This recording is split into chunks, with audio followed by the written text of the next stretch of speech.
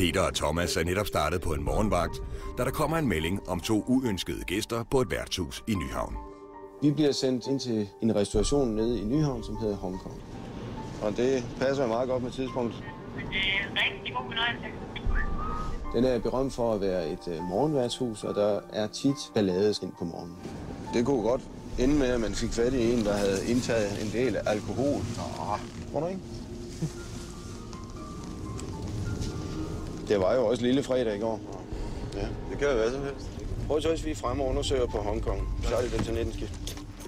Da jeg stiger ud af bilen, så bemærker jeg, at der sidder en ung fyr på kajkanten ned til selve Nyhavn. Morgen.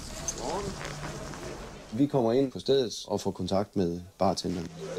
Ham der næren med det stribede tørre, eller henne. Jeg tror, han har det over. Jeg tror det. Ja, hvad? Det er på anden oppe, der siger, der er noget med ham. Ja, det kan vi jo ikke gøre noget ved. Nej, men det kan du sige. Ja, vi kan. Ja, så starter vi lige med ham. Ja, og så går jeg ned og ser, om den anden er her endnu. Nå, må vi lige samle dig ud på? Han siger, at det har han ikke, og det bliver også bekræftet via centralen, at han har ikke noget forbud mod at være med. Vi ser Gider du at skride, din idiot?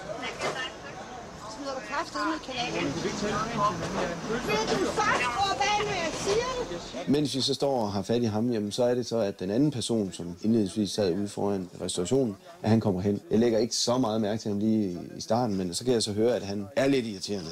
Godt. Du forstår godt, når hun siger til dig, at du skal gå hjem, ikke også? Jeg bliver bare ked af det. Bliver du ked af det? Ja. Ej, nu må du holde op. Du er en voksen mand. Ja, men alligevel... Jamen, du hørte, hvad kvinden sagde, ikke? Ja. Det er hende, der står for det her sted. Hun vil ikke have dig. Hun siger, du har generet hende og så videre. Ja, for politiet godt. Men hvad med kærlighedspolitiet? Det er, når man bare bliver såret helt indvendigt. Ja, sjov nok. Ja, den var meget sjov. Har du noget med dit navn på, når vi nu er i gang? Men er det ikke også forbudt at såre en mands følelser? Hvad fanden er der galt med dig? Tager du pis på os eller hvad? Kan vi ikke tale ordentligt til hinanden? Jo, men altså, hvad er det, du står og siger til os? Jeg bliver virkelig bare såret. Ejeren her, eller hvad? Eller hende, der står her? Ja. Hvorfor? Det er svært at forklare det der med ulykkelig kærlighed.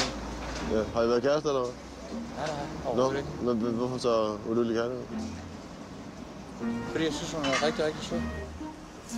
Vi spørger lige på dig, om der er noget. Hvis det ikke er det, så kan du bare forlade stedet.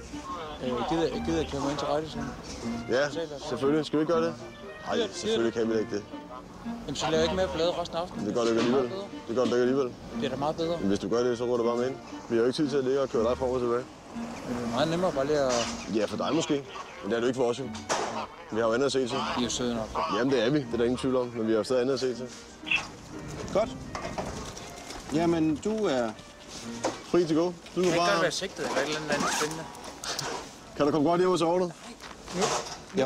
Det højeste, du kan svinge dig op til lige nu, det er at komme ind og sove den ud inde på City. Men det kan jeg ikke anbefale. Så beat it. Ikke også? Det er knus. Prøv at knus, så går jeg hjem. Vil du ikke gerne være sød og god? Jo, I er så søde. Ja, lige måde. Nej, det eller hvad fanden det var, du hed. Kom godt derud af dig. Du kan få et skulderklap, så er det max. Så bliver det ikke til mere, vel? Jeg vil have et knus. Nej, det får du sgu ikke. Nu smutter du. Ikke også? Og ikke mere. Nu gider jeg simpelthen ikke høre mere. Afsted. Nu slut. Nej. Et eller andet sted er det meget morsomt, men omvendt så har vi også vores status, og vi kan jo ikke bare sådan gå rundt og kramme folk for et godt ord. Nej, jeg er da super sød. Du kan ikke sige, at jeg har gjort noget forkert. Jeg synes, I er så søde. Begge to. Og det er jo ikke kun dig, jo. Det er jo også... Ja, det er dejligt at høre. Det er altid rørende. Men smut nu. Det er jo også bare... Prøv nu at høre, hvad jeg siger til dig. Nu gider jeg ikke mere, og nu er jeg ikke sød mere. Slut. Forsvind med dig. Det er fandme urimeligt. Nej, det er det sgu. Kom afsted. Inden jeg flyttede til Schweiz, har jeg sgu også betalt skat. Ja, det er godt. Det eneste, jeg gerne vil have, det er bare et knus. Hvis jeg ser dig herude, når jeg kommer ud igen, så ryger du med en. Nå, var der mere, vi smutter ind?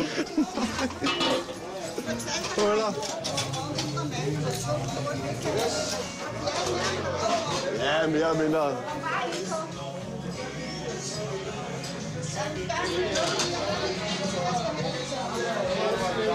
Det er fint nok. Vi går igen. Ja. Du ringer bare, hvis der er noget andet, ikke? Så kommer vi igen. Skal vi lige ud og se, om han der, om han er for dum?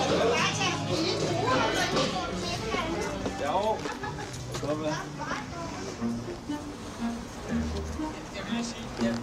ikke at være irriterende. Jeg skal nok tage det med. Jeg vil bare sige, det er super fedt, at I gør jeres arbejde så godt. Tak skal du have. Og det er egentlig det eneste. Tak skal du have. Kan du have en god dag? I lige måde. Og så lover du ikke går ned igen, ikke? Fordi hun gider ikke at have det. Ja. Tag nu og gå hjem. Skal vi ikke aftale det? Tiden for dig, ikke? Kan de få pus? Nej. Det ender så egentlig med, at han sådan kommer ind på mig, så at han på en eller anden måde får lavet et halvt knus. Det er dog ikke noget, jeg på nogen måde deltager aktivt i.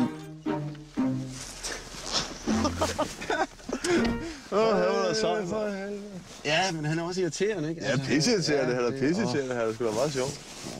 Jeg kan godt forstå, hvis han har været sådan hele...